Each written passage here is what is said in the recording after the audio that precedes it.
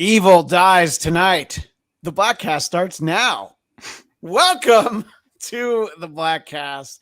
I am Christian Blatt and very excited to have the cast of the Bladtcast back together again. It hasn't been that many weeks, but boy, it's been a lot of episodes. I am Christian Blatt. I'm joined right over there by Jeff DeRay. Hey. A.K.A. Captain EO. You've not been promoted beyond that yet, but one day you'll be General EO, I feel. And our man out by the beach, the one and only William J. Starling at Will Starling _. That's me. I feel like Jeff could be promoted to general. Why not? He's been captain for a really long time. It's been like almost. What happened was, I don't know if you've seen the Oscar-winning film The General's Daughter, but I couldn't help myself. So you will never. I haven't seen his jacket, as it were, his CV, his resume. So I don't know what sort of service time he's put in, but we'll see. He can be up for review at any time. This is our Halloween spectacular, and there is very little spectacular as it relates to Halloween Kills, the latest entry in the Halloween franchise. And usually we warn you, like, if we're going to talk about a movie and you might not want to hear the spoilers. We could not possibly spoil this movie for you. It was spoiled when the title spoils this movie. Yeah, exactly. The movie was spoiled when they locked picture. That was forever spoiled. Yes.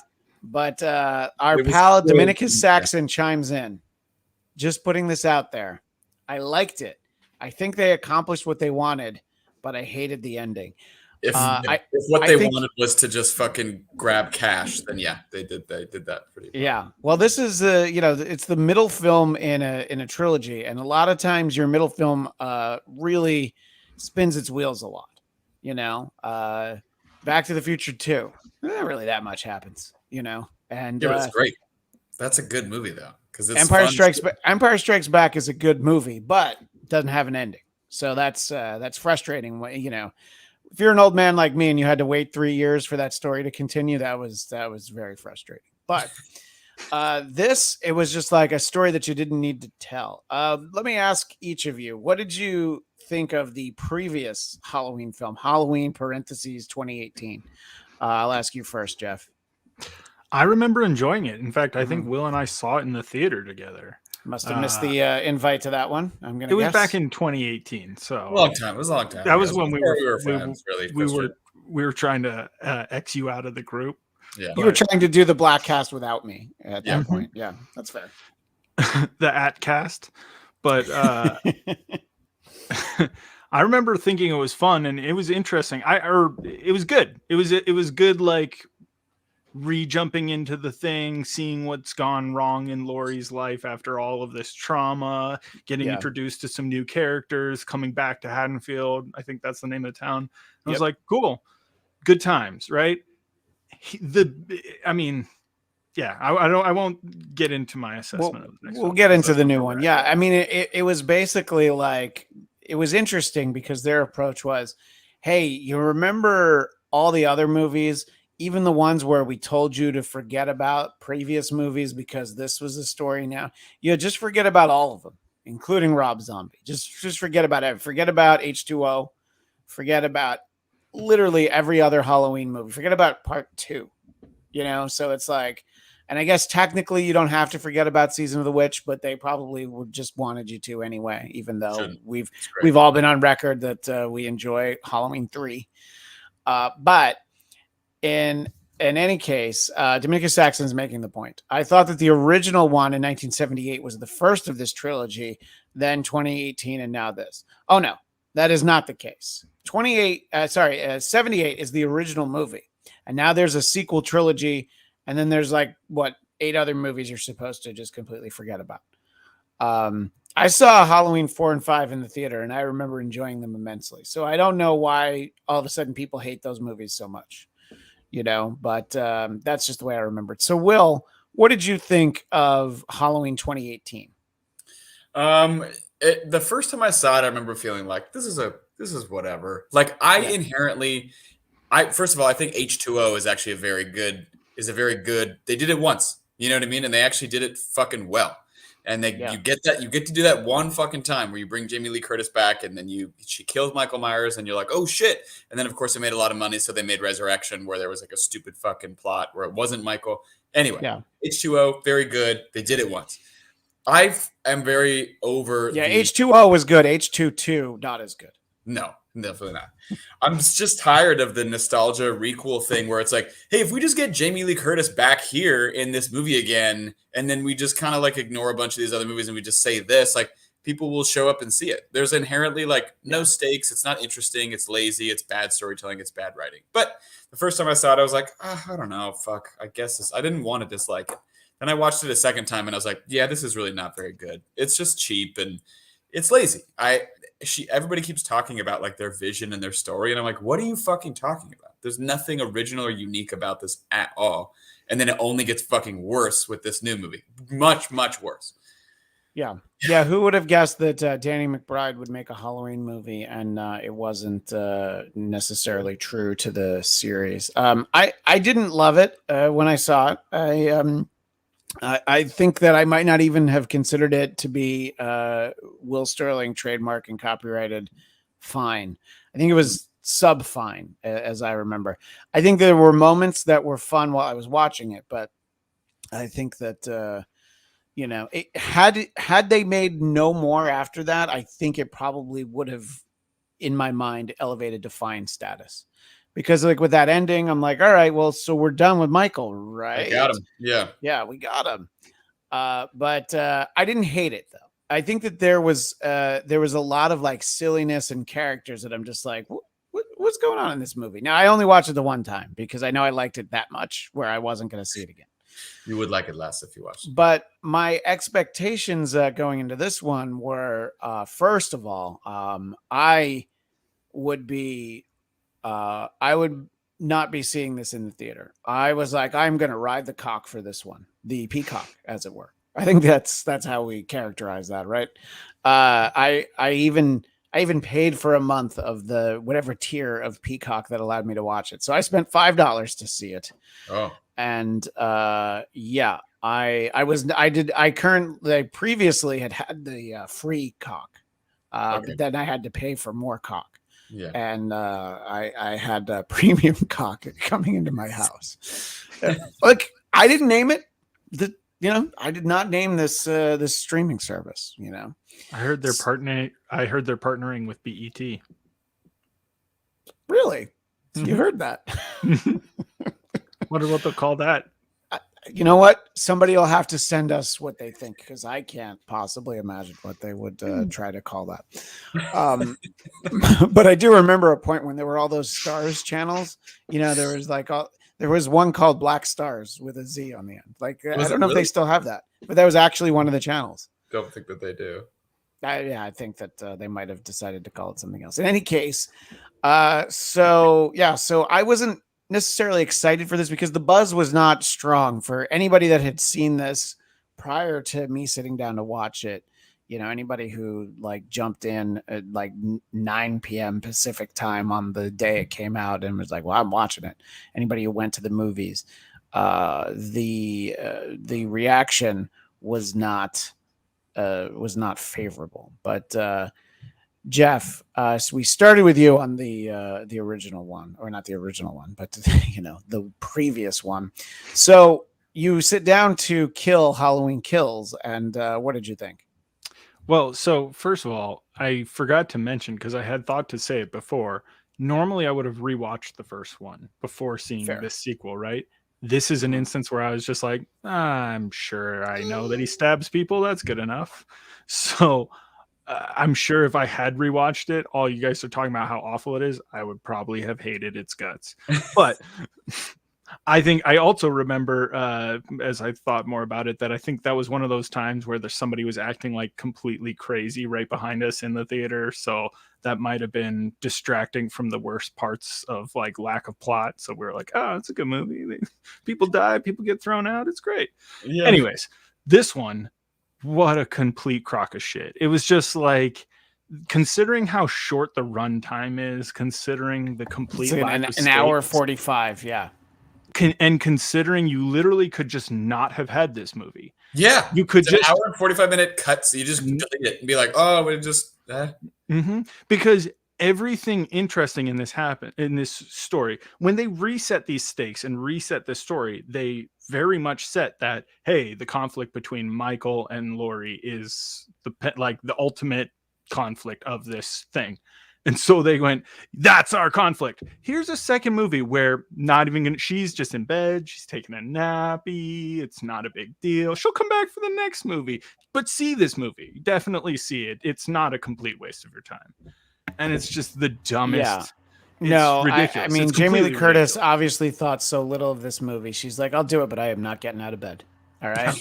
You work around that. Okay. This is basically that's where I am. she Wesley sniped this movie. They had to paint her eyes on for all of her scenes.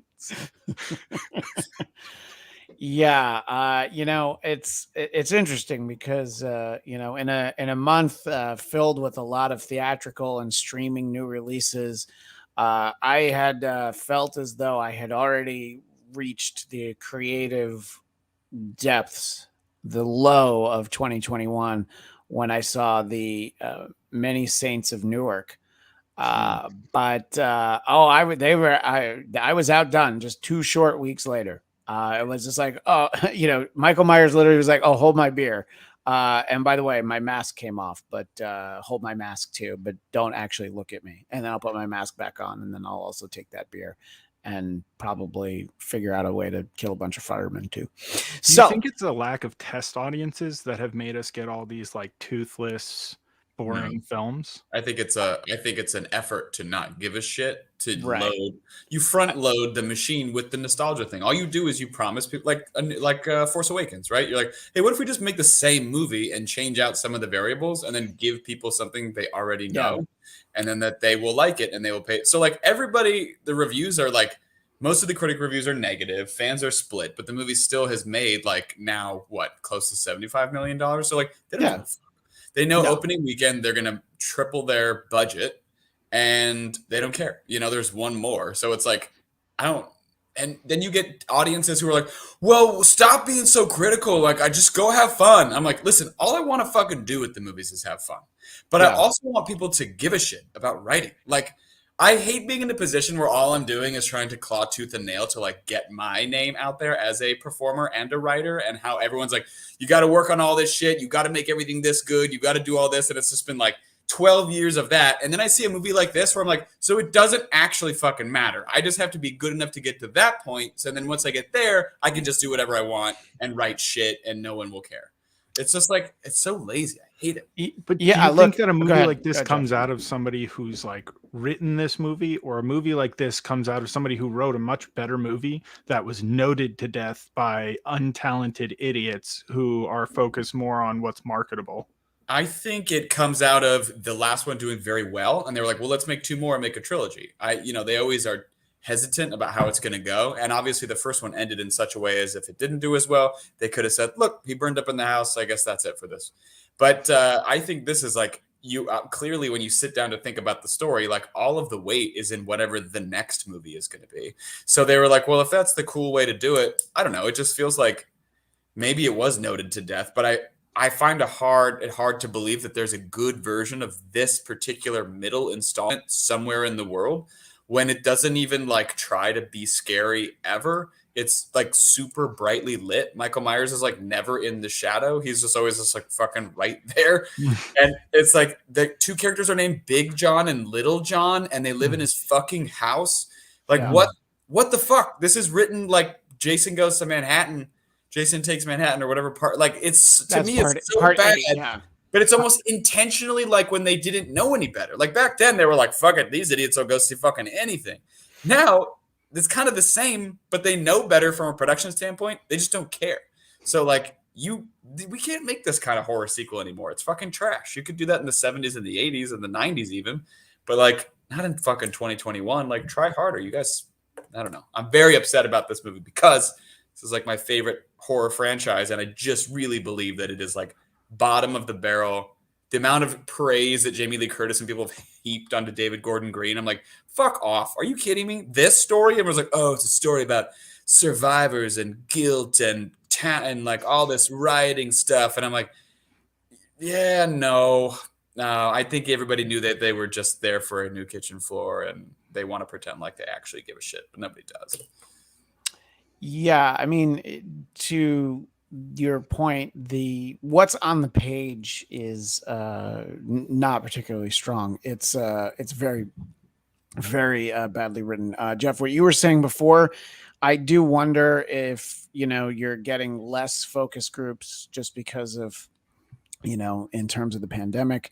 But was this movie done a year ago and it should have come out? Like I doubt. Look, it doesn't smell like they did a single reshoot for this thing. I think it just sat in a can for an extra year. Definitely. And then, yeah. So I Nobody think that aged. None of the children Yeah. aged. So that's one of the dead giveaways that this was not pandemic Yeah. reshot. Because there's a bunch of teenage characters that look the exact same age as they did for the 2018 movie. So they must have shot this very probably soon. yeah. I think probably they shot it like shortly a year later, and they shot them back to back, as far as I know. So Probably. and Right. of course, the new one, Halloween. That's the thing.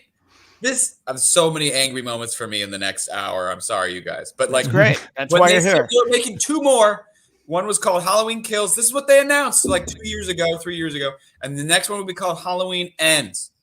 So we knew in 2018, when the first one did really fucking well, that there were going to be two more, and the last one was going to be called Halloween Ends.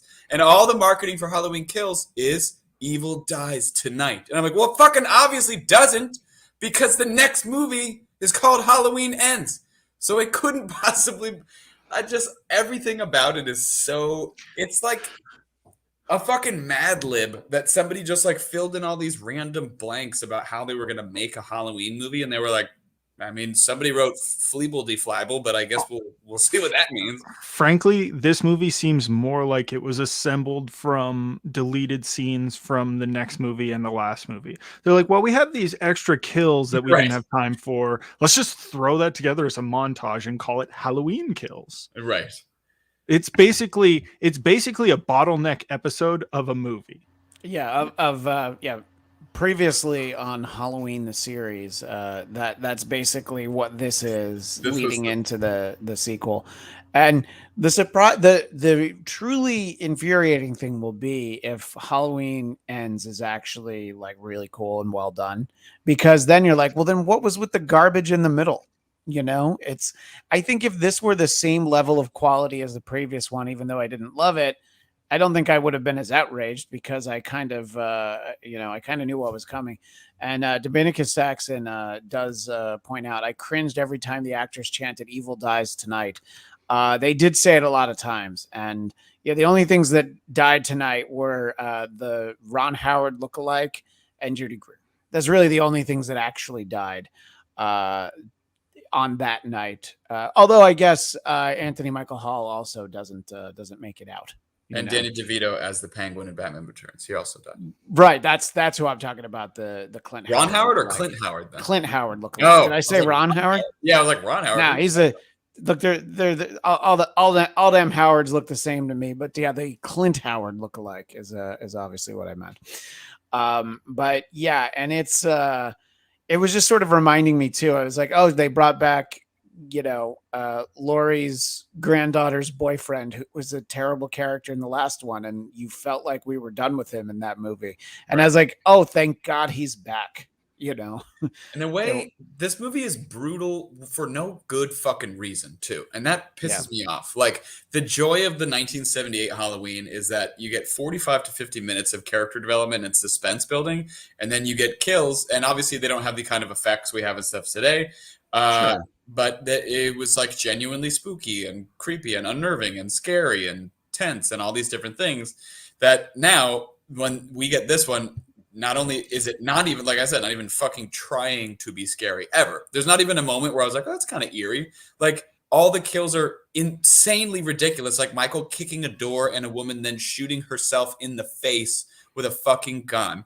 They set up this whole Survivor storyline with the nurse and with fucking Kyle Richards and with Anthony Michael Hall. And then the nurse dies like right away and no one cares. Like, I'm like, that should have been a really special, powerful, sad moment that this, for one of these original people who survived, Kyle Richards disappears, presumably to come back in the next one. Anthony Michael Hall, I like the outset where it's like, oh, I'm getting the people together. And then it just became the Capitol riots. And I was like, fucking sweet. He's an idiot.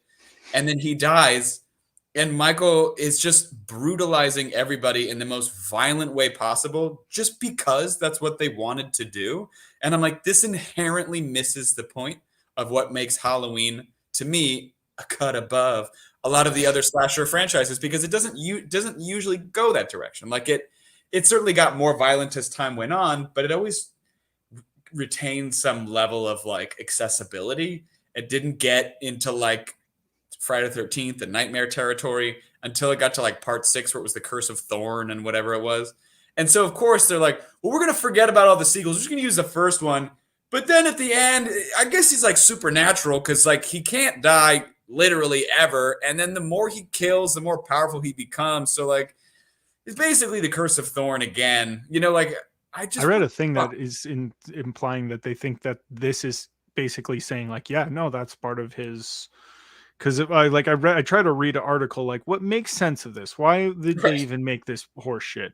And it was basically like, this is where reality also meets mysticism. Like, no, it doesn't. Like, who did they pay you guys to write this? Like, this is, it was probably a bad article. by the way, probably. It didn't pan the thing, so obviously I can't trust their opinion. If it doesn't agree with me, it's wrong. It's clearly that someone's an idiot. Our pal Cam Egan, I'll watch the original 1978 version. Thank you. Yes, absolutely. You can stop there if you want, but if you do want to watch more, go ahead and watch Halloween 2, which has been retconned out multiple times. But it's still there. You can try to take it away. Will, I know how often you talk about how so many of these movies need that guy, your guy in the room.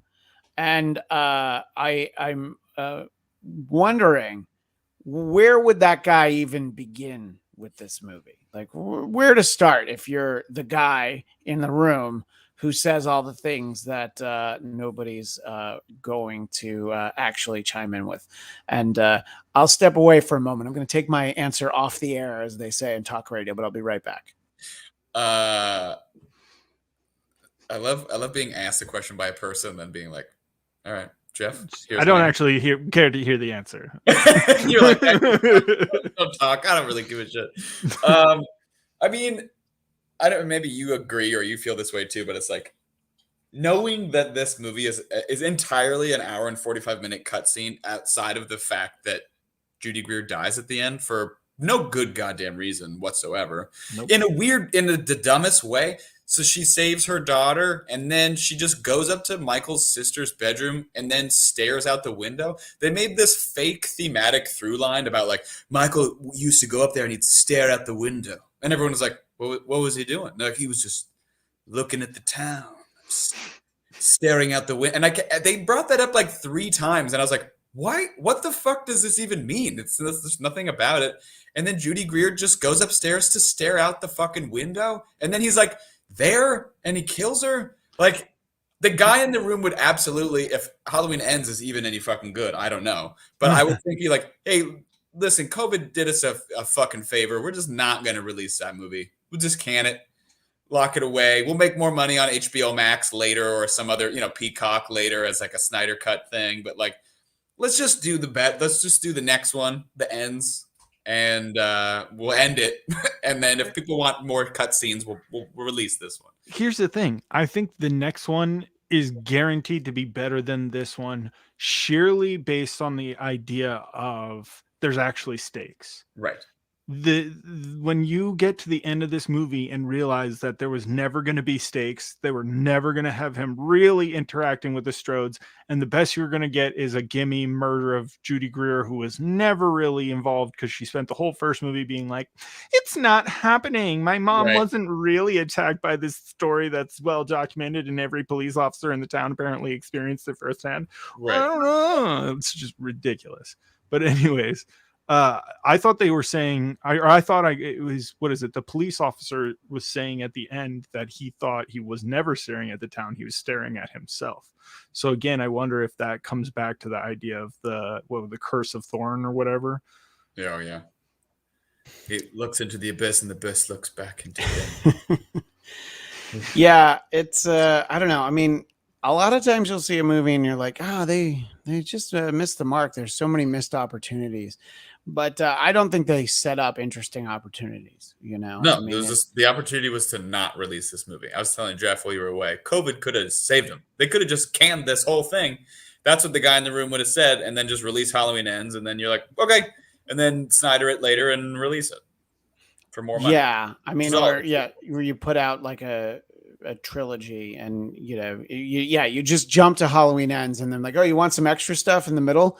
It's interesting because it's a similar thought that I had on the Many Saints of Newark. If like they put out like a complete series Sopranos set, either Blu-ray or digital or whatever, and then included in that set was like, oh, do you want to see kind of like a prequel thing that's like an extra bonus? You'd be like, oh yeah, that's pretty cool.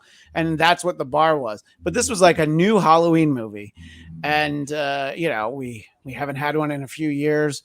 We haven't had as many movies coming along in general, and I don't know, I think that that made it that much more disappointing. But yeah, like having an extra year to have improved upon this is actually more infuriating. What were you going to say, Jeff? I was going to say, no offense to people who enjoy the medium, but I think sometimes horror fans set the bar for themselves really low by being fans of what they're fans of. Like, they love B movies. And again, there's nothing wrong with what they're fans of, but it's like most of the people I know who are horror fans are also big fans of B horror movies, like just horror movies where there's no real scares. It's just ridiculous. And so I wonder if when you can enjoy things like that, and then you're enjoying the just like murder porn horror movies that we were getting in the like 2000 aughts or whatever, that you're just like, sure, I'm just going to pay my money. I'm going to see Halloween, whether it's good, bad, or indifferent. And so the studio knows they've got you, and there's no point in them really trying hard because it costs more to try hard than it does to just put something out that, like Will's point, is going to triple its budget. It's a guaranteed way to make money, and that's what they're in the business of, not necessarily making good movies, but making money. They don't care. I wrote a rant on Instagram about this because I agree. You said hard. It's very controversial because I'm sure some people would want to fight me, but sometimes fans are fucking idiots and they ruin everything. It happens. That's fair. It happens all the fucking time. It's why Rey is Palpatine's granddaughter. What a bullshit idea.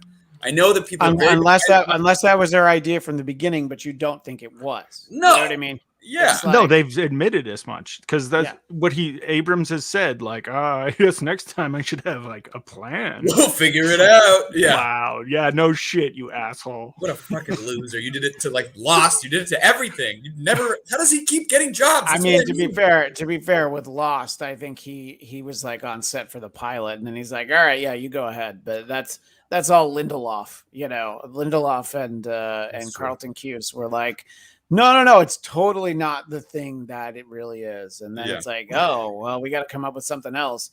Or do we? It's hard not to blame Kathleen Kennedy just to the same extent that she was handing out $100 million deals to people like the dudes who made Game of Thrones at the same time that it was tanking.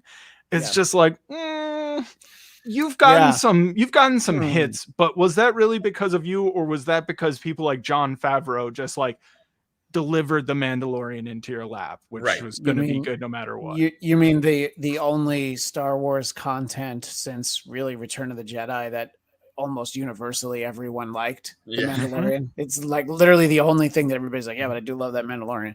Right. So I yeah, think Jeff's right in that, like, listen, I'm a big horror fan and I love some schlock horror movies too. But the big thing is what I was saying before. That was before people fucking knew better. They were cash grabs then too. There's no difference there. Like Chopping Mall, right? What a piece of shit. But a great tagline. It'll cost you an arm and a leg, and there's an arm and a leg sticking out of the bag. Like, fantastic. It's a piece of shit. It's horrible. And it only exists to make money. They don't care. So it sucks because they didn't give a shit. But now, 35 years later, we know better. You know what I mean? And like, when you actually see a bad movie where they really were trying to make a good Halloween Kills and it's bad, you're like, oh, this is just bad, you know? And then you see a movie where they're trying to make it intentionally bad and it feels fake because they know what they're doing. This is like, so to me, you can't get away now with just the cash grab horror film bullshit and fans being like, well, I liked it. Michael murdered a bunch of people. I'm like, you know what? Sometimes fans, you're not good fans because you don't want to see this progress. You know, like Star Wars, same thing. No, like, boo, we want it to be. Somebody wrote about, I think I read it on this podcast, but like, we can stop making Star Wars movies that are essentially about the Bushes and the Kennedys. Like, please, for the love of Christ, make it about something new and something different and something fresh. And Halloween is just the same fucking thing where it's like, well, they'll like it, and they all do. And I think deep down they know it's very bad and kind of problematic in terms of good quality content, but they can't admit it to themselves because then it means they'd have to admit that they're unhappy with it. And it's like, suck it up. Not everything's good, and you shouldn't always be happy. Like, your content should challenge you. well, and that obviously was a decision, 40 years ago, was the idea of like, all right, we've kind of told that Michael Myers story. Let's tell other stories as part of the Halloween franchise. And that's how we get Season of the Witch. But of course, Well, I don't even know that the reaction at the time, I think people were just pissed that Michael Myers wasn't in it. yes. And then it was a number of years until the return of Michael Myers, because, AKA just kidding about part 3. Right. And I mean, I guess that's what it comes down to, is like, they want that, so it's like in Nightmare on Elm Street, you want Freddy making jokes and killing people. Sure. Let's just gloss over the child molester stuff. Let's just really focus on him killing teens in their dreams now. Let's just live in the here and now. But to me, there's always a way. And like, I'm always that guy who's like, well, I have an idea. But like, truly, like, I'm like, what would be a unique Halloween movie? Because I would love to make nothing more. I've always wanted to be able to make a Halloween movie. And I'm like, how could I put a unique, very interesting new spin on Michael Myers? Still have Michael Myers sort of, he's in the movie. It's just a different kind of take. I can guarantee that people would be like, half of people would be like, oh, this is interesting and unique. And half of people would be like, eat my fucking dick. This is fake bullshit. Like, not real, even though it's the mask. It's the same thing. It's the same content. People just want to be pissed because they're fucking 10-year-olds and they can't accept things being changing. What if they had just added another? You could have just done this during the pandemic too.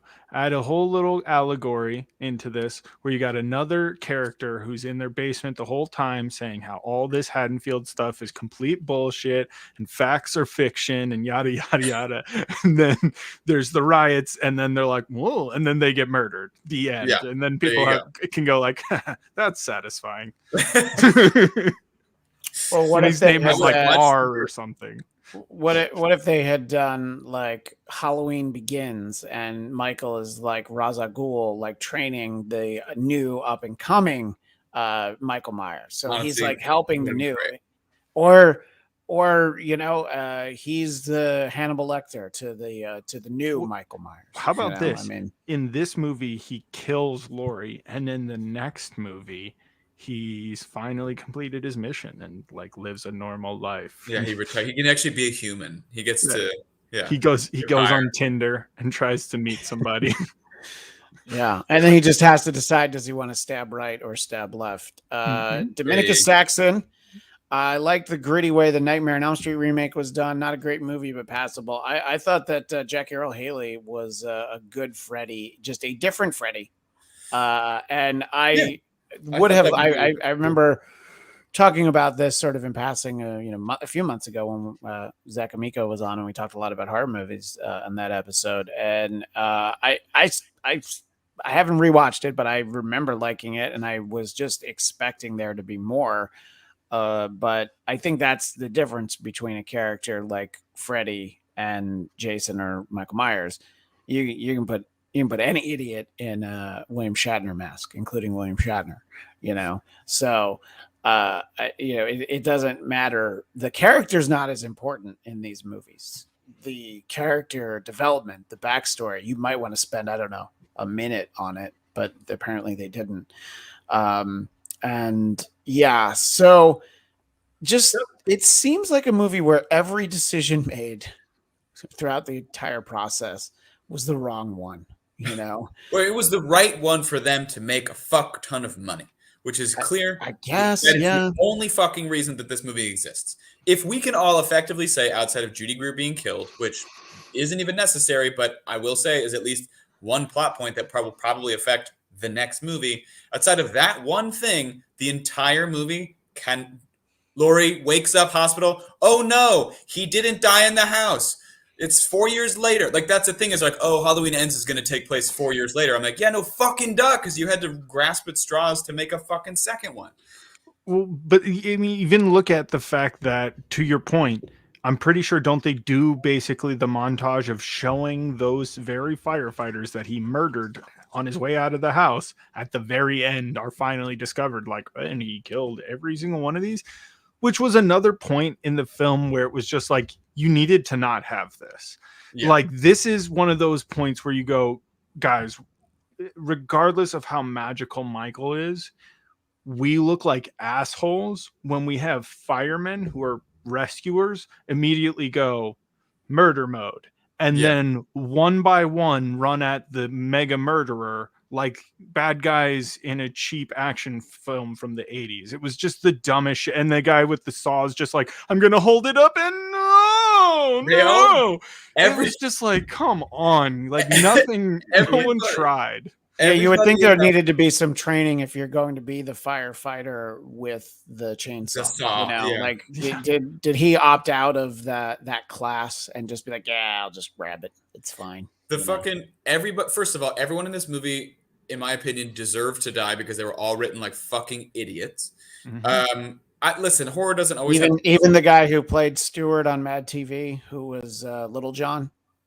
Oh yeah. Both of them. No, both Johns. All right. Both Johns. I saw a thing on Twitter. Sorry.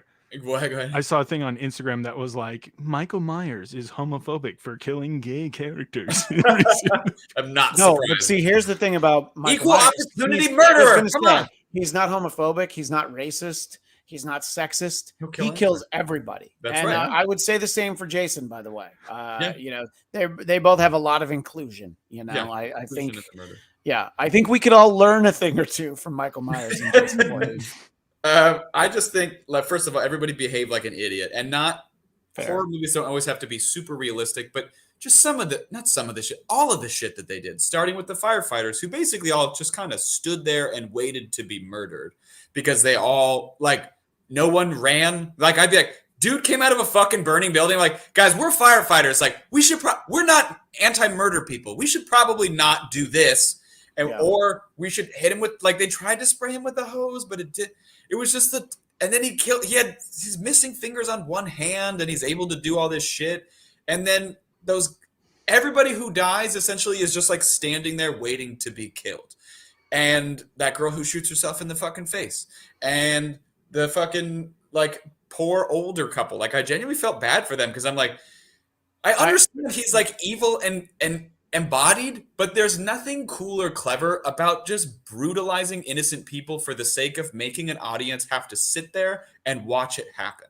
To me, that's not only lazy writing, but it's very, very problematic. It doesn't have to be perfect, but I do think that these kinds of things have to be motivated. And if it's the Strohs and if it's sexy kids having sex, if it's whatever, okay. But going from house to house, just showing us how he can just rip people apart because he's fucking bored is not interesting or cool. It's actually super, super dangerous in terms of the way that we receive messages about violence and then encourage people to perpetrate things about violence. It goes hand in hand. When we first had the older couple, by the way, I was excited because the gentleman there, that is comedian Lenny Clark. So I was very excited to see him, Boston comedian. And I was like, good for Lenny. And then I was like, uh-oh, Lenny got turned into a human pincushion. So sorry, Lenny, but you know, he got some good screen time. But again, that is an example of Michael's inclusionary. You know, he's indiscriminately kills. But yeah, no, I do know what you're saying. There's not the rhyme or reason to it. You know, the Jason Voorhees hates camp counselors because they're always so busy having sex, and that's why he drowned. Great. Right. That's perfect. So anybody that fits that bill, you go ahead and kill. And then when you go to New York City, I don't know. I don't know what that is, but it also begs the question of some of the survivors, right? Like in this very same movie, we see Michael walk up to a kid, look like he's going to kill him, and then just not kill him. Yeah. Yeah. What's the You're difference? talking about the Doesn't seem flashback to have scene. it doesn't seem And to have a then problem killing those- other times. Those asshole kids who like pretended that they were hurt in front of Big John and Little John's house. He should have killed them just for being dicks, but they get away scot-free. Yeah. I was just like, if there were ever, you know, I think it's important to, you know, to make the decision that we can't see violence towards children.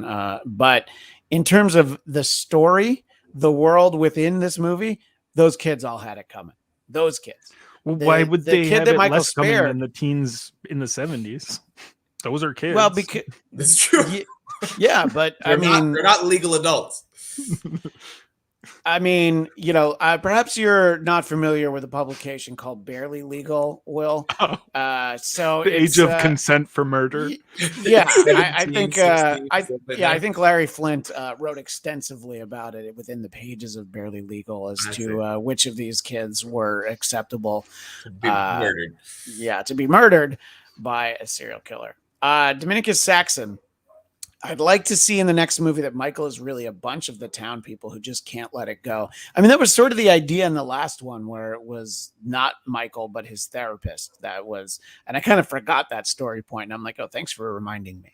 I It forgot wasn't how- the therapist wasn't killing. The therapist was no, was inspired, was driving Michael to, well, literally like driving him around. Like, yes, yeah. broke him out of the car, and then Yes. like, you know, he stabs the sheriff and then puts the mask on, and he looks all funny because the mask is all big and he's like this short, squat guy. Yeah. By the way, yes, it's Danny DeVito as the Penguin. That a whole fucking hospital full of people would be like, "There's Michael Myers, get him!" Like, Yeah. you're telling me that the weird squeegee scuttling around guy who's responsible for murdering all these people in the town, this is the guy? And they're like, that's him. And you're like, that's fucking definitely not him. I No, don't- that's Ice Cream Man, Clint Right. Howard. Just They're the fact all- that they chased him into a hospital and then didn't seem to have, they're like, fuck your health. This is about punching that Yeah. asshole. Right. And I did like that Judy Greer's like, I'm going to lock you in here to make you easier to kill. Yeah. Okay. You're welcome. Made no sense. It's the only death that I was just like, oh, I felt so bad for that poor guy. He didn't deserve to die. You know, he's No. just mentally unwell. It's just hurting.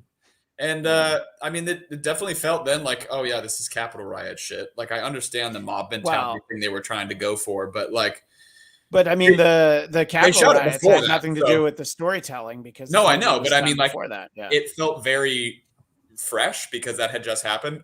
Funny Yeah. enough, they filmed it before, so like Yeah.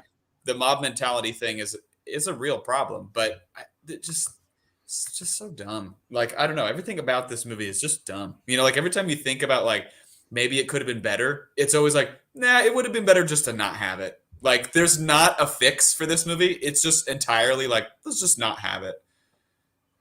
Yeah. I Yeah, think the once again, the title, so they were told to kill it and they're like, Halloween Kills, got it. Yeah, what a dumb fucking title. Halloween kills all desire I have to see more. And yet I know, like, as much as I am just in awe of how bad this was, I feel like I have to see the next one because I'm like, all right, that's where they fucking get you. So we're I all know. gonna do that. yeah. I also streamed this movie, so I'm glad I didn't fucking pay to see it in the theater. I would have been livid. But No, but I would have actually gone out to my car, gotten a trash bag, and then just been like, fill this with popcorn. I need to have gotten my money's worth, and I did not, you know.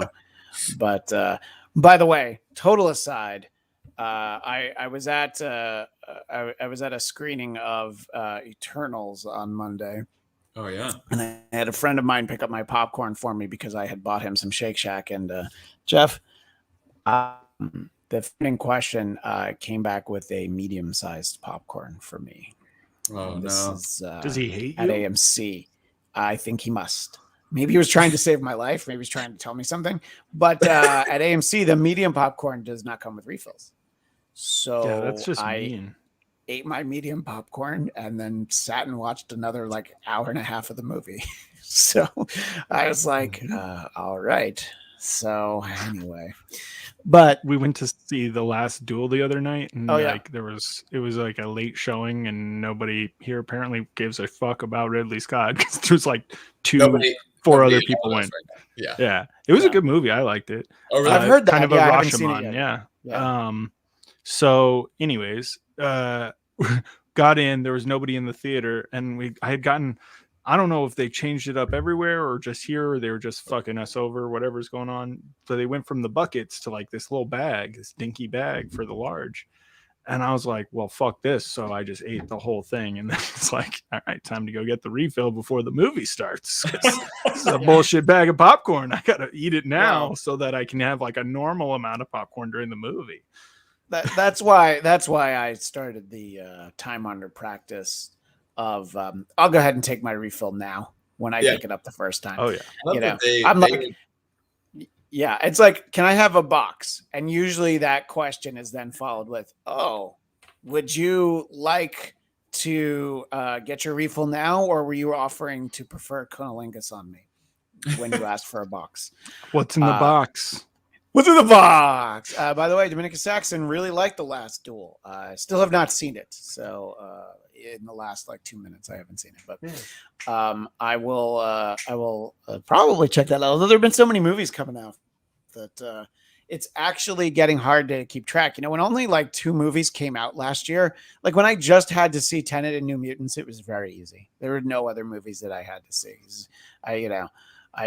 Tom and Jerry didn't even come out last year. Well, though, then Wonder Woman came out in December, but really, we really had a long stretch there.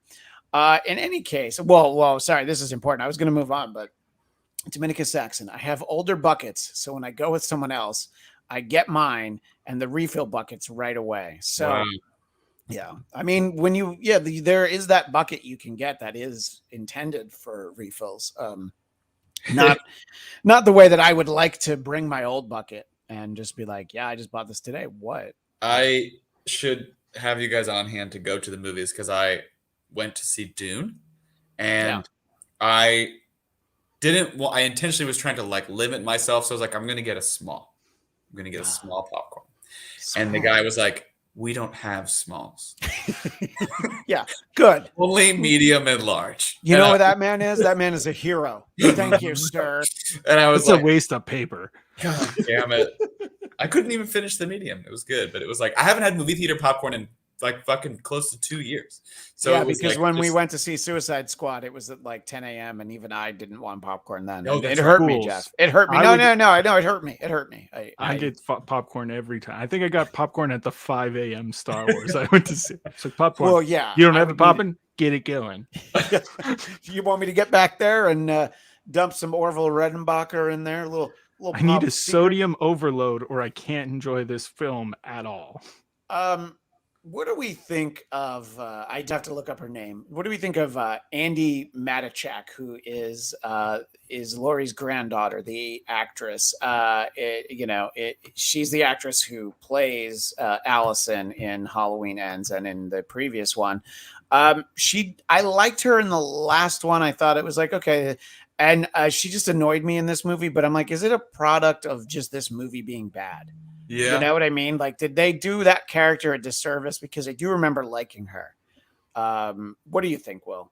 I don't remember disliking her. I think I disliked the movie so much that like individually, some of the people in the movie like couldn't. Are you talking about for the last last one or for this one? for Halloween Kills? Okay, I didn't dislike her in the 2018. Well, just her decisions annoyed me. It was like, yeah, Her I know what boyfriend. you told me to do, but I'm gonna go with the angry mob. Yes, and I'm gonna that go was into the house, and That's true. That's very true. Her boyfriend died in the dumbest. Like he just kept slamming his head like repeatedly to like break it off or something. Again, more of the murder. Like, yeah, I mean, That's a problem, right? If you don't care about like the lead character, the younger person who like shouldn't die, Yeah. that's what we've really like moved to in terms of horror movies. It used to be that there were certain characters you didn't want to die, and now fans are such that Michael Myers is the hero. They want to see Michael Myers just kill everybody, except apparently Jamie Lee Curtis. So Well, no, but they want to see that. They just know that it's not in this movie. So what did you think, Jeff, about the Allison character? She annoyed me enough that I don't know that I will masturbate to her. I probably won't actually. So anyway, what were your thoughts, Jeff? Honestly, I didn't think about her at all. Like, I have no impressions of her. She could have not been in this movie and I wouldn't have noticed. Like, you guys mentioned what she did and I was like, oh yeah. I hadn't thought about it at all before, since, or during the movie at any point. So, well, I'm just surprised that her character name wasn't Girl John to fit in with Big John, Little John. I wish it was. Yeah. But Goldilocks, maybe Goldie John. And by the way, an important conversation is now happening in the chat. Cam Egan, I must be the only person who does not like movie theater popcorn. Yes, I think that's true. You are. What a monster. But Dominicus Saxon, I love it. Heavily buttered, and I bring in my own salt to keep up the sodium content, which I admire the fact that he brings his own salt. I believe you bring it as a shaker, Dominicus Saxon. Salt of the earth. Yeah, not a pink Himalayan salt that he grinds. Yeah, well, there should be like the waiter who comes like, would you like some, and just keep going. I just imagine going to a movie with Dominicus and it's like a quiet scene where there's like a real intimate discussion and it's just.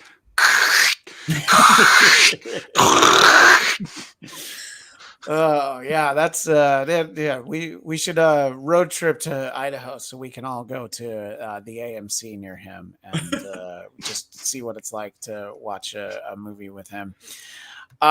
Were there any redeeming qualities about this movie that I'm missing? Was there because you're talking about the kills weren't good in the way that in this franchise, you can have some good ones. And look, even sometimes in your torture porn movie, you're like, all right, I'm going to tip my hat because that was gore really can be fun when it's totally makes sense for the movie and some of that stuff, like the practical effects makeup. I love that stuff because it's people who are clever who make shit work. This was just fucking dumb. It's not. To me, the foundation of Halloween is trying to make it a little spooky, just a little fucking bit, just a little bit. Even the last one was even had a little bit where he's finally gets the mask and he's in the bathroom stall and the teeth and the crawling. I was like, this is a very eerie, uncomfortable scene. This is good. Okay, this is sort of even Rob Zombie. People shit all over that. And I'm like, Rob Zombie's movies, even Halloween 2, which I used to think was one of the worst movies ever. I'm like, this is a fucking gold standard compared to this new goddamn movie. I'd rather watch Rob Zombie's half-masked Michael Myers wandering around, seeing his mom in a vision with a unicorn or whatever the fuck happened, then watch this movie again. I would rather watch a film where Michael Myers auditions for summer stock and then spends the whole movie doing Shakespeare in the Park. I would rather watch a movie where Michael Myers pretends to be Indian in Toronto, Canada, and teach people about love. That's what I would rather. With Justin Timberlake? Is that what you would like to see? So yep. Yeah, I mean, fucking plot of the Love Guru or something. That is the Love Guru. Yeah, I didn't know what that was until you said Justin Timberlake because I never saw that movie, so I didn't know what you were talking about until you said Justin Timberlake. I was like, oh, Jeff's the one who saw that movie. Jeff, I asked Will, but I just tried to think of the worst Michael Myers movie. I would hope that you nailed it. Were there? For you, Jeff, because I asked Will, was there something redeeming that we have brushed past? Was there all right? Because I will say that I don't know about you guys, I was not expecting Judy Greer to get killed at the end. So that did surprise me. I don't know that it was a great kill, but it was oh, wow, okay. That I didn't see that coming. But was there anything for you that you were okay, they got these 30 seconds of the movie, they got it right? No, I think because this movie was so look, I don't think it's always awful to have a movie dependent on the previous movie when it's meant to be in succession, right? Sure. But this movie was so 100% a continuation of the last movie, where it picked right up. Every character is exactly where they were. Go, go, go. Yeah. But then nothing happens, no stakes, nothing worthwhile. And again, as we'll point out, now we have to jump 4 years. So it's not even like we go from the end of this into it's almost like one shot, one take, one night. It's, you just extended it with a bunch of like bad shit, and then are like, and we'll jump to the real end of where the story goes from there. Right. Like, what? No, there's nothing to be redeemed, because it was so pointless. All we needed was, like he said, a cutscene. Michael survived the fire at the beginning of the next movie. In 4 years, we jumped 4 years because we didn't need to come back to these characters that we didn't really like or care about the first time. Right. It's just not like it was. There's nothing to be redeemed, in my opinion. Yeah, no, I think that you're right, and it's a waste in every sense of the term. You know, waste of time, money, resources. Just think of what you possibly could have done with the time for all the people. Think of the movie you could have made with the resources that were given to them in terms of this. I mean, just think of, even if it's like you use the same sets and the same cast. If you had improvised, you could pick a script from a pitch at like South by Southwest and have made that independent, unknown filmmakers movie, and it would have, with this budget, and it would have been so much better received and such a better movie. You could have taken their pitch for a Halloween movie, and it would have been fucking better than what we got. Like, oh, someone who actually doesn't want their career to suck and like is still like cares about making good content. Like, you could have asked anybody, pretty much fucking anybody, I feel like, to make a Halloween movie, and they probably would have made a better movie. Yeah, you could have improvised this movie. You could have been like, we're literally going to throw out the script and just let's see where it goes. You could have just shown 2007's Trick or Treat, and everybody would have been like, great movie. Okay, fine. I'll deal with that. If I sat down and watched this movie and it was Trick or Treat instead, I would have been like, I am so happy about this. I love that movie. I'd be like, man, what a great time. And people were like, do you like Halloween Kills? It was some other movie. And I'd be like, I know, it was awesome. It was a much better decision. Yeah. They made the right decision. That little adorable murderer. I mean, the cutest murderer in the world. It's such a great movie.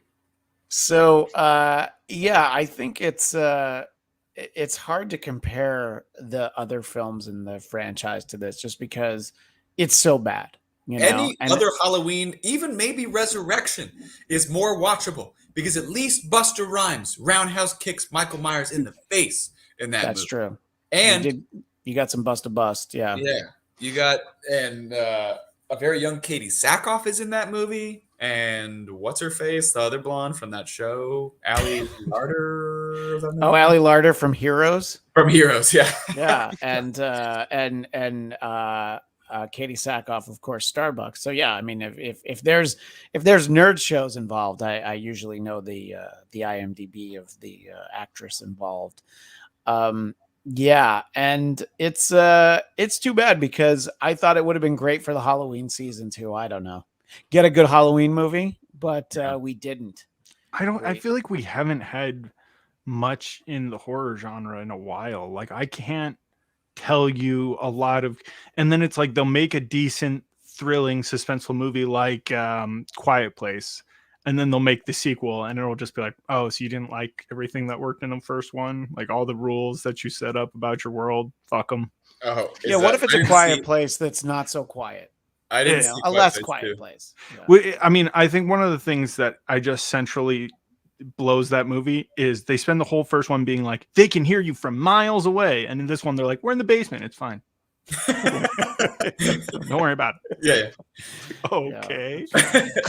The first one for me, like, I remember enjoying a lot, and I was definitely entertained, but like I have my small things, but overall I was like, you know what, this is pretty solid. And then the ending, where love that there's a deaf actress, deaf character, they do that story very well. Turns out her hearing aid creating feedback in a microphone is enough to blast, the armor off this monster, and they could shoot it and kill it. So you're saying that the whole fucking world didn't think that supersonic hearing aliens could maybe be affected by just playing shit really fucking loud. They were like, nah, let's not try that. And then some little girl accidentally puts her hearing aid up against a fucking microphone, and they're like, this is it. That's it. That's how they figured it out after the whole world died. I'm like, God damn it. You get to the end, and then the lazy, stupid fucking twist. You don't think the military would have been driving around with supersonic things, just blasting shit so they could kill all these? Like, we could have done this years ago. Yes, and interestingly, it's the same way that you defeat Venom and Carnage, with really loud noises. Well, I thought that was interesting with how they had Scream in there, and then they were basically like, yeah, we can't really use this character because a symbiote that screams really loud doesn't make any sense. So it's a person. It's a person. So it's just a person. Yeah, exactly. And I don't know. I think that there have been this has been like, look, getting movie theaters and especially movie theater popcorn back into our life. And by the way, I did watch it on Peacock, but you better believe that I had leftover popcorn from seeing No Time to Die the night before that I sat down and this was a 3-bowler. I just kept filling up that bowl because I couldn't believe what I was watching. How long does that popcorn last for you? Like not consumption wise. I mean, like freshness, quality, flavor. You give it an extra day, 2 days, 3 days. Like how long can you stay? If it sits in a Ziploc, because that's how I used to keep Ziplocs in the car so that I could capture immediately. Like you go like as soon as I go to the car. It's like zip. Yeah. It's like scouring a crime scene after OJ has a party. Your gloves and everything. Just to go around and get everything in there. In terms of how long will I eat it? Like it might not be fresh enough, but I'll go 3-4 weeks. I'll still eat it. I don't care. Wow, that's a long time. Yeah, I had a bag from seeing Birds of Prey in February. And then movie theaters closed. So I was like, one at a time every day. You were like, I still had it in the summer, And then finally I got to go to the drive-in and get some new popcorn when I saw, actually, I don't think it was for New Mutants. It might've been for Trolls World Tour when we took the kids. Oh, yeah. But I will also though, eventually even I have to throw it away. Like within the last week, there was a bucket from El Capitan that I know was from when I took Felix for his birthday to see Jungle Cruise. So once I was like, oh, that popcorn's 3 months old. Yeah, I'm going to have to go ahead and throw it away. Heather isn't like, hey, maybe we should. He keeps it in his hidey hole. You hide it. That was the conversation. Like, can I throw this away? And I'm like, yes. 3 months in, if I didn't do that. And all right, well, what do we think about this take, Jeff? And Will too, but Kemi again. A friend of mine does the sweet and salty popcorn with raisinets. Now, if raisinets aren't your choice, perhaps I don't know, M&Ms, Reese's Pieces. I'm just trying to think of.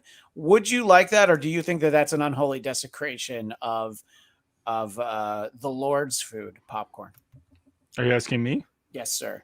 I have no problem with people who want to put candy in their popcorn. I don't do it because I don't need it, but I have no problem with it. Like, that's fine. I think as somebody who likes spicy foods, anybody who does like spicy food, try like putting some Tabasco in a bag of popcorn, like a microwave popcorn, and you shake it around.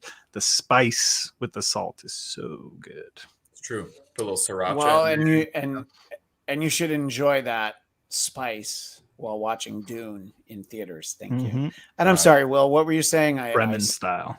Yeah. It's fine. Yeah, I mean, I agree with Jeff. Like, people should do what they want to do. I don't think I would do it. Also, because if the popcorn is slightly hot, it might melt the chocolate, and then you get it all melty on your hands. I would hope for that. I would hope for the chocolate to get melted. Okay. Just a little. I mean, because I like kettle corn, and I like caramel corn. So, candy and popcorn can go together. Not if you're Dominicus Saxon.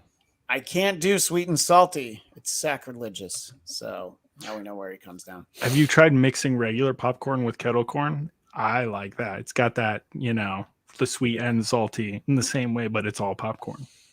Well, make sure you send us your popcorn recipes, bladtcast@gmail.com, or tweet us at Bladtcast, BLADTCAST. So this is our festive shit in a bag of. Yeah, what a bummer. Yeah, This is our festive Halloween episode where we're basically going door to door and pooping in everyone's bag. You know, we're like, trick or treat, enjoy. But like we said to Cami Egan like 40 minutes ago, yeah, just watch the original Halloween. I saw it on the big screen at the Hollywood Forever Cemetery like 10 years ago. I think it was about 10 years ago that I saw it. It's great. Still holds up in a way. You know, it's definitely an older style of filmmaking, but you're gonna still enjoy it. And Will, I do remember actually you did tweet there was one thing that you did like about this movie. It was John Carpenter's contribution. I did write that on Instagram. Yeah, the only thing worthwhile is that there's a couple of music cues that are cool. Like, good job, John Carpenter. That was when I was sure I was going to get it on Peacock and not go see it at the theater. Was when I'm like, all right, if you're just talking about music cues, I'm just going to go ahead and rock the cock, as I said. That was like me politely saying that I didn't like it. And then the more I thought about it and stewed in it, then I decided to write something really long that was like, you guys are fucking idiots. But then people said that thing to you, which was like, dude, just have fun at the movies. And really the problem is like the people who make the movies make it very difficult to have fun sometimes. Yeah, because they're fucking bad. That's the thing is I'm like, stop saying that my standards are too high. Your standards are too low. Like I'm not going to see this. I mean, I didn't really watch The Sopranos, so I wasn't really invested in that movie. But weirdly, and by the way, if you ever might watch The Sopranos, don't watch this because it spoils something huge about the series. Even though it's a prequel, there's something in the first like minute, maybe 2 minutes that it's like, well, that's going to ruin the series. Well, it's going to ruin something about the series. Yeah. So, oh, you mean the very opening? Yeah. There's something that someone says in the very opening. Yeah. There was something about it that I was like considering just watching it because I hadn't seen The Sopranos, because it was a prequel. I was like, maybe I'll give this a shot. It should have worked in that way, but then they went and made sure that it didn't. It's basically actors who liked The Sopranos doing impressions of maybe their favorite characters from The Sopranos. Like that's what that movie was to me, including Gandolfini's son.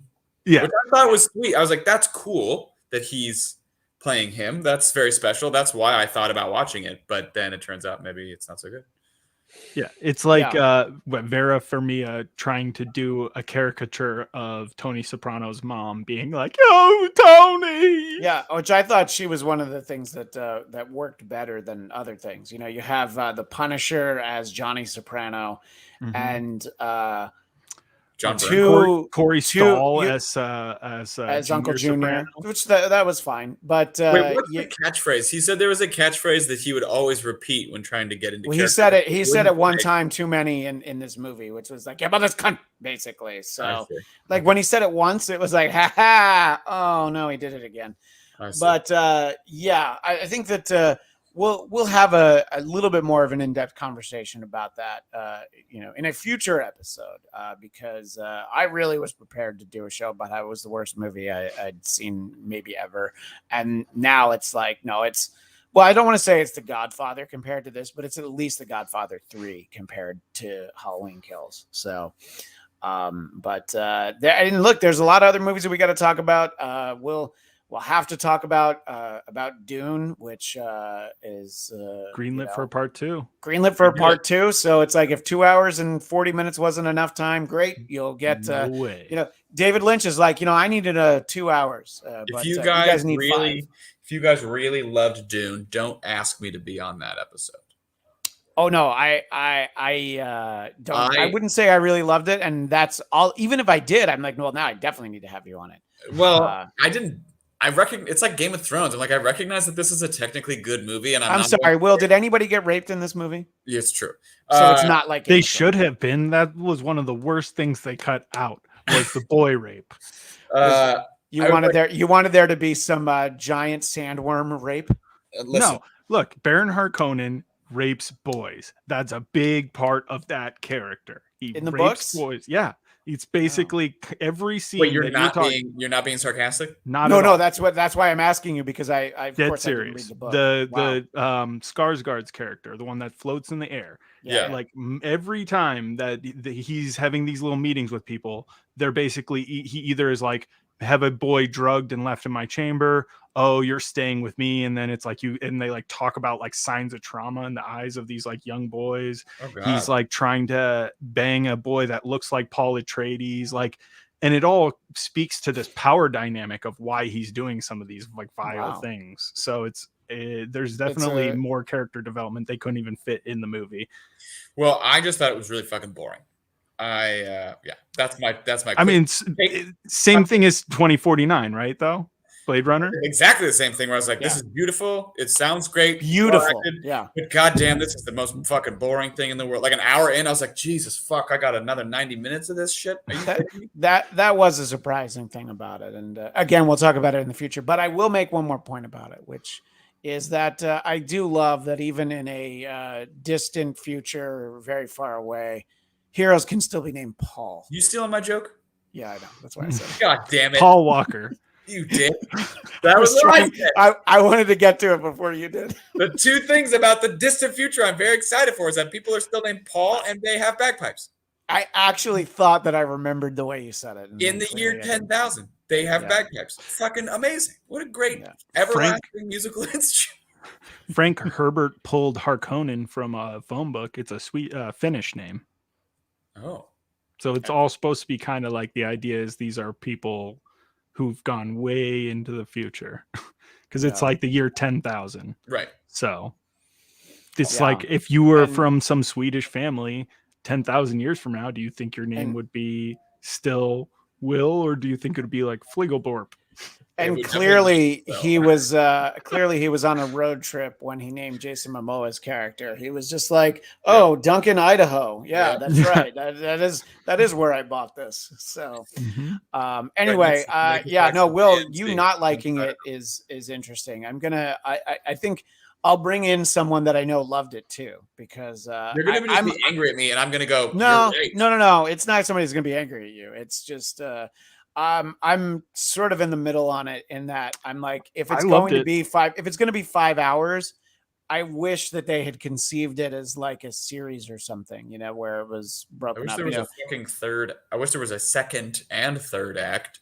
It's just that's the problem that you split the book in half, though. Yeah, so it's like they literally took what should be the end of like an act to make a full movie, because it's like again they went out of their way to not dive too deeply into the things they're going to have to dive into for the entire next movie. Like they're still going to have to explain a bunch more. And they tried to set the seeds for some of these things. And like, I saw something that was complaining about how Zendaya is in the movie for 7 minutes. And it's like, great. She's going to be in the whole next movie, the whole fucking I bet you she got paid a fuck ton of money to only be in that movie for 7 minutes. Oh yeah. She worked like for a week and probably got just a grip. It's one of those things like, what's his face? Guy who played the Hulk. Why can't I think of his name? And then got fired from it. No, Ed Norton. Ed Norton as like the whatever guy at the end of Alita Battle Angel. He's like the big bad. You have like a big name actor setting it up to be this character that's gonna be much more integral in the main story as you go. And that's who she is, like. Very important character going well, forward. If you remember the second Andrew Garfield Spider-Man, Amazing Spider-Man, there are all of these incidental characters. The actress from Star Wars Rogue One, Jyn Erso, who's that actress? I can't remember her name, but she plays like Norman Osborn's like secretary, and she's Felicia Hardy, who's the Black Cat. Like they give us her character name, and BJ Novak is it. Like you have all these people who are in it, and like they're going to be in other movies. Just kidding. They're not going to be in. Well, now you never know at this point. Well, now you don't know. It's true, but anyway, so there's that's a movie I want to talk about. We still need to have a Bladtcast about Venom. We did our No Time to Die with our pals Sam Whitfield and Mark Hunt. We did that. That was our previous episode, Bladtcast 462. So if you've seen that, check that out. And I'm trying to think of what else. Can't talk about Eternals yet, but we'll have an episode on that. And I'm missing something. There's something else I went to see, but it's hard to keep it all straight. But and I think we need to really spend some more time on the manly taints of Newark, as a friend of mine referred to that movie. But it's all right. We've packed enough fun into this Halloween shit extravaganza. So and if there's anybody that we talked out of seeing Halloween Kills, I feel like justice is served. Yeah, please, I feel like don't see it. this is an hour and 15 minutes well spent if we have convinced anyone to We've not saved watch you it. technically now at this point 30 minutes. You've got an extra You're half welcome. hour now. Yeah, you're welcome. You could achieve more than the whole plot of the movie. Yeah. So we'll all reconvene sometime very soon. Doing our full episode on Clifford the Big Red Dog. No, I'm not sure what, but we gotta really take some time to talk Dune. Hey, do you think that we could do a Dune episode as long as the movie? I don't think it's possible. But that'll be it for this time. Until next time, Will, where can people find you? At Will Starling _ on Instagram and Twitter. Twitter, and Facegram or something. And Jeff, would you like to be found, or would you like to? No, and I don't appreciate you guys giving tips to the FBI like that. Well, you can find me on Twitter and Instagram at ChristianDMZ. Please subscribe to the Bladtcast YouTube channel. You will get the video versions of this show, our show, Marvel Movie Talk, where just earlier today we premiered a 2-hour and 20-minute interview with legendary X-Men writer Chris Claremont, whom I've now interviewed for, I believe, a total of 12 hours, I think, over the course of 8 years. So I'm going to try and get a full day's worth in. So I still got 12 more hours to do. I can't believe he's willing to just give you this much time. Have you guys met in person? Yeah, I did. Okay, yeah, good. and he'd been signing at a con all weekend, so he was not particularly happy, but we had a great conversation all the same. Where it's at the point where he's remembered like what he's talked to me about before. Now it took a few years, but like in this conversation, it was a couple of like, well, I think we talked about the last time that I'm like, yep, I'm memorable. So you can find that show. It's got you fired on your Mister. Mr. Sinister, and of course you can find all that stuff there, and subscribe to the audio version, because that way you can just get all of it, all the musician interviews and everything that you can find that way. So we appreciate everybody's time, and we will see you next time on the Bladtcast.